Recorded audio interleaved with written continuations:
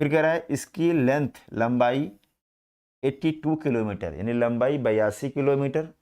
इसके अलावा कह रहा है यह नहर प्रशांत महासागर को दक्षिणी अटलांटिक महासागर से जोड़ती है। तो ये नॉर्थ अमेरिका का पूरा ये पार्ट है और लास्ट में एक कंट्री है पनामा। क्वेश्चन कह रहा है कि पनामा नहर के बारे में है, तो पनामा नहर के बारे में कौन सा कथन असत्य है? Which statement is false about the Panama canal. तो पनामा कैनाल के बारे में आप सोचो, टॉपिक को आपने कवर किया है, उसमें आपने पढ़ा है उसके बारे में। तो स्टेटमेंट कह रहा है कौन सा रॉन्ग है। पहला स्टेटमेंट दिया हुआ है इसका निर्माण 1914 में हुआ, 1914 में इसका निर्माण हुआ है। फिर कह रहा है इसकी लेंथ लंबाई 82 किलोमीटर यानी लंबाई 82 किलोमीटर और चौड़ाई 13.5 मीटर है, यानी कि 33.5 मीटर की इसकी चौड़ाई है। तीसरा स्टेटमेंट है इसके उत्तरी मुहाने पर कोलोन, ध्यान दीजिएगा इसको, यहां से क्वेश्चन आएगा। इसके उत्तरी मुहाने पर यानी नॉर्थ जो इसका माउथ है वहां पर कोलोन और दक्षिणी मुहाने पर यानी साउथ में पनामा सिटी बंदरगाह अवस्थित है। पनामा सिटी पोर्ट की बात कर रहा है। इसके अलावा कह रहा है यह नहर प्रशांत महासागर को दक्षिणी अटलांटिक महासागर से जोड़ती है। ठीक है, अब इसमें एक गलत स्टेटमेंट क्या है यही आपको पकड़ना है। आप देखो इसको एक्सप्लेन करते हैं।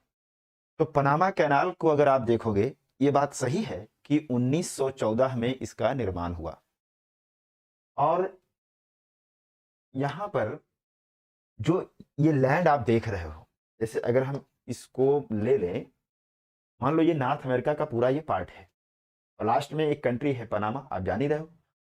तो अगर हम इसको ऐसे ड्रा कर लें, ध्यान से देखना, मान लो ये नॉर्थ अमेरिका है और ये साउथ अमेरिका हमने नीचे ड्रा कर लिया, ये मान लो साउथ अमेरिका है।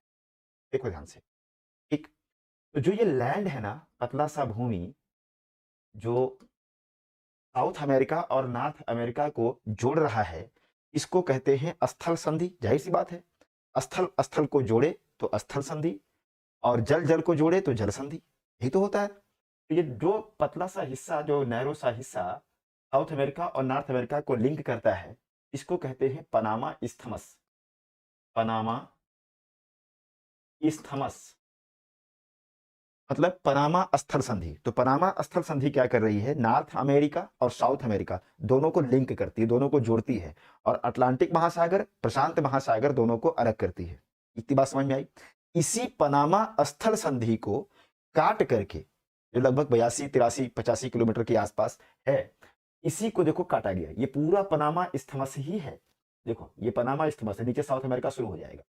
तो इसी को काटा गया, इसी को काट करके यहां से एक कैनाल बनाया दिया गया। देखो है ना, एक कैनाल यहां से बनाया गया इस तरह से, नहर। तो पहली बात, किसको काटा गया? आप कहेंगे पनामा स्थल संधि को या पनामा इस्थमस को काट करके 1914 में, 1914 में पनामा नहर का विकास हुआ। पहली बात। अब यहां पर समझना यह है कि यह किसको किसको जोड़ रही है। तो आप देखोगे एक तरफ इधर अटलांटिक है। अब चूंकि अटलांटिक ओशन को देखो ध्यान से, तो अटलांटिक ओशन हम ये कह सकते हैं, मान लो ये नॉर्थ अमेरिका हमने ड्रा कर लिया और ये इस तरह से हमने साउथ अमेरिका डेवलप कर लिया, जान लिया। यहां पर देखो ये 0 डिग्री लाइन है। तो इस 0 डिग्री लाइन पर आप जाओगे तो इसके जो उत्तर का सागर होगा, मान लो ये अटलांटिक ओशन है, ये अटलांटिक है, तो अटलांटिक तो ये भी सब पूरा है ना, और इधर क्या है, पैसिफिक है, प्रशांत महासागर है। बट 0 डिग्री के ऊपर का जो होगा इसको हम कहेंगे उत्तरी अटलांटिक, और जो दक्षिण में होगा उसको कहेंगे दक्षिणी अटलांटिक। तो ध्यान दीजिएगा, पनामा नहर चूंकि यहां पर है तो आप कहेंगे ये क्या है, नॉर्थ अटलांटिक है। नॉर्थ अटलांटिक को प्रशांत महासागर से जोड़ती है, ये बात सही है। अब देखो ध्यान से, हम ये कह रहे हैं कि किसको किसको जोड़ रही है, तो आप कहोगे अटलांटिक महासागर को प्रशांत महासागर से जोड़ती है, या सीधे कह सकते हो कैरिबियन सागर को प्रशांत महासागर से जोड़ती है। बट क्वेश्चन में क्या पूछा गया है कि यह प्रशांत महासागर को उत्तरी अटलांटिक से जोड़ती है, तो ये बात दक्षिणी अटलांटिक से जोड़ती है, दक्षिणी से नहीं जोड़ेगी, ये उत्तरी अटलांटिक से जोड़ेगी, क्योंकि ये उत्तरी अटलांटिक है। तो आप कह सकते हो कि पनामा नहर उत्तरी अटलांटिक को प्रशांत महासागर से जोड़ती है, ये बात। फिर इसकी कहानी क्या है कि जब ये नहर बनाई जा रही थी तो अब एक तरफ अटलांटिक ओशन और नीचे पैसिफिक, मतलब आप ये कह सकते हो कि पश्चिम में पैसिफिक और ईस्ट में अटलांटिक ओशन। तो अटलांटिक ओशन से पैसिफिक की ओर इसका फोर्स, वाटर फोर्स बहुत अधिक था, बहुत तेजी से इसका बहाव था, बहुत तेजी से बह रहा था। इतना फोर्स था कि बार बार ये कैनाल टूट जा रही थी, कैनाल बन नहीं पा रही थी। तब ये हुआ कि अब इसको कंट्रोल कैसे किया जाए। ये जो जल का बहाव है अटलांटिक से उस प्रशांत महासागर की, वो जब काटा गया उसको तो बहाव बहुत तेजी से हो गया। तो इसको कंट्रोल कैसे किया जाए। तो इसको कंट्रोल करने के लिए ये कहा गया कि जो कैनाल बनाया गया है, जिसका मुंह है आगे वाला पार्ट, उसको क्या करो, उसको खूब चौड़ा कर दो, उसको ऐसे खूब चौड़ा कर दो, मतलब दूर तक का लैंड ऐसे काट लो। उससे क्या होगा कि एक लेक डेवलप हो जाएगी, एक झील जैसा बन जाएगा। तो जब चारों तरफ से पानी आएगा वहां पर माउथ पे, तो उसका जो जो फ्लो होगा वो फ्लो थोड़ा सा कंट्रोल हो जाएगा, फिर आराम से वो जो कैनाल है उसमें से पानी निकलेगा। तो क्या किया गया, इसको आप ऐसे समझो,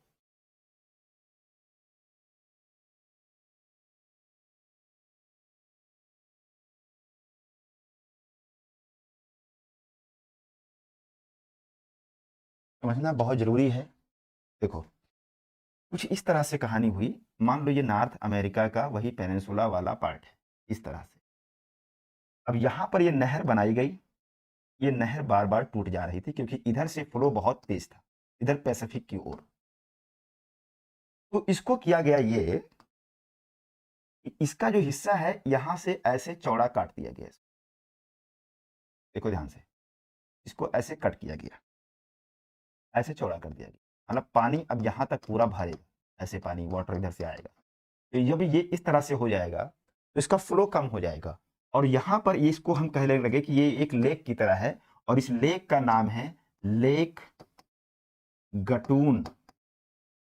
लेक गटून किस लिए बनाई गई, तो आप कहेंगे पनामा नहर में अटलांटिक के बहाव को कम करने के लिए। अब ये गटून लेक क्या है, तो आप कहेंगे एक मैन मेड लेक है। ठीक है, जो ये नहर है ना, इस नहर के इस मुहाने पर, यहां पर नहर के इस तरफ जब अटलांटिक के तट पे जाएंगे, यहां पर एक बंदरगाह है जिसका नाम है कोलोन। और नहर को पार करके इधर आ जाइए, तो यहां पर एक बंदरगाह है जिसका नाम है पनामा सिटी बंदरगाह, जो कि पनामा की कैपिटल भी है। देखो सारी बातें समझ में आ गई। 1914 में इसका निर्माण हुआ, पनामा इस्थमस को काट करके बनाया गया। अटलांटिक और प्रशांत को जोड़ता है। अटलांटिक में कौन, उत्तरी अटलांटिक या कैरिबियन सागर को कह सकते हो आप, उसी का पार्ट है। और हमने कहा कि अटलांटिक के बहाव को कम करने के लिए गटून लेक का निर्माण किया गया, जो एक मानव निर्मित झील है। इसके उत्तरी छोर पर या उत्तरी मुंह पर, मुहाने पर कोलोन बंदरगाह है, जबकि दक्षिणी वाले भाग पर पनामा सिटी बंदरगाह। इतनी बातें समझ में आ गई। अब आते हैं हम लोग सीधे क्वेश्चन पर। देखो फिर से पढ़ो। निर्माण 14 में हुआ, सही है। लंबाई 82 किलोमीटर और चौड़ाई 33.5 मीटर है, ये एकदम सही है। इसके उत्तरी मुहाने पर कोलोन बंदरगाह है, दक्षिणी मुहाने पर पनामा सिटी बंदरगाह है, ये भी सही है। यह नहर प्रशांत महासागर को दक्षिणी अटलांटिक महासागर से जोड़ती है, यही स्टेटमेंट क्या है, गलत है। तो इसलिए उत्तर आपका सही होगा डी। निम्नलिखित में से कौन सा कथन असत्य है, रॉन्ग स्टेटमेंट निकालना है। यूएसए यानी संयुक्त राज्य अमेरिका ने 1867 में रूसी जार सम्राट से अलास्का को खरीद लिया था, बहुत कम पैसे में। अलास्का में हजारों सक्रिय ज्वालामुखी पाए जाते हैं, इसलिए इसे धुआंरे की घाटी, फिमारोल वैलीज बोलते हैं उसको, फिमारोल्स वैलीज यानी धुआंरे की घाटी। मतलब आप देखोगे कि वहां पर जो शैडो वल्केनो जैसा कुछ वल्केनो है, वहां से उसमें से धुआं निकल रहा है, तमाम पूरा धुआं निकलते ही दिखाई देगा जगह जगह से। तो इसको धुआंरे की घाटी कहा जाता है। ब्लैक फुट जनजाति अलास्का क्षेत्र में रहती है, और एक है अलास्का से होकर आर्कटिक वृत्त गुजरती है। तो ये तो पढ़ चुके हैं अभी हम लोग, तो ये तो सही है, ये तो सही है। अब यूएसए का जो अलास्का वाला पार्ट है, अगर आप इसको देखो,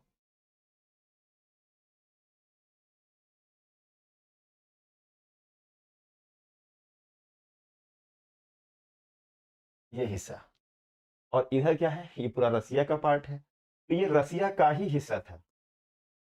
1867 में इसको, रूसी राजा थे वहां पे, जार शाही हुआ करती थी, तो यूएसए ने उससे खरीद लिया।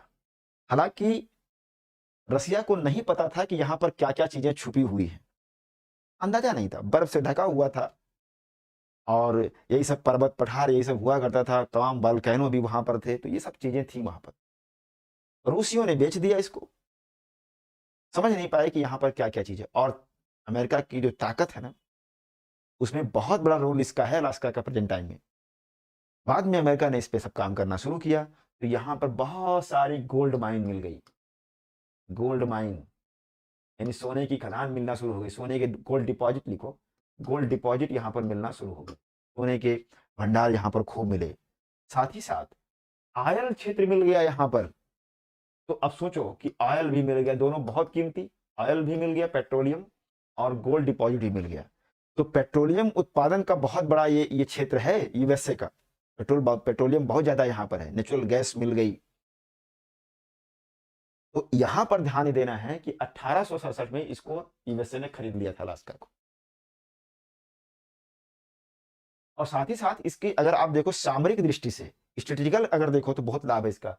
यहीं पर रसिया है, या 3-5 करेगा, यहीं से दाग देगा मिसाइल, बगल में ही तो है। तो कितना फायदा है उसको आप देख सकते हो। तो कुल मिलाकर के यह ऐसा स्टेट है जहां ऑयल भी मिलता है और यहाँ पे गोल्ड डिपॉजिट भी मिलता है, इस बात को ध्यान में रखिएगा। और हजारों धुआंरे यहाँ पर देखने को मिलते ही मिलते हैं। इसके अलावा ब्लैक फुट जनजाति यहाँ पर नहीं है, एक्चुअल में ये क्या है, ये वास्तव में इनुइट है। इनुइट एक है और प्लस एक यूकॉन, ये दो ट्राइब यहाँ पर रहती है, ये दो ट्राइब रहती है, इनुइट, इनुइट और प्लस यूकॉन, ये दो जनजातियों का निवास है अलास्का, ना कि ब्लैकफुट। तो यही स्टेटमेंट क्या हो जाएगा, सही हो जाएगा, यही वाला गलत है।